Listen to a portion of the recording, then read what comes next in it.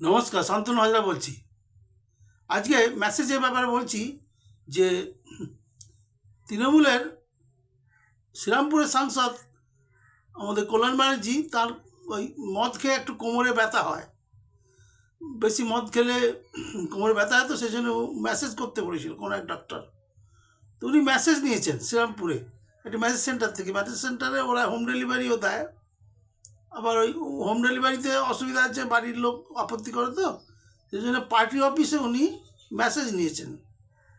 তো এই মেসেজের ব্যাপারে যারা ম্যাসু হয় এরা মূলত মহিলা হন, এবং এরা ওই মেসেজ করে ক পয়সা পায়।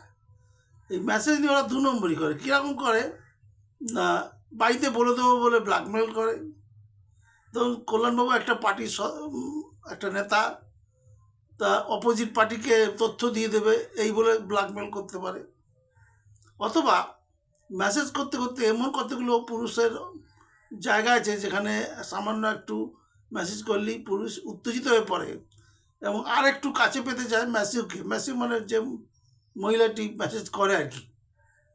তো এরাই আবার খবর দিয়েছে বিজেপির সুকান্ত মজুমদারকে। সুকান্ত মজুমদার বলেছেন যে এক ঝুম্পা বলে নামনি মহিলা মেসেজ কল্যাণ নিয়মিত নেয়, নিতে নিতে ঝুম্পার গায়ে হাত দিয়ে ফেলে।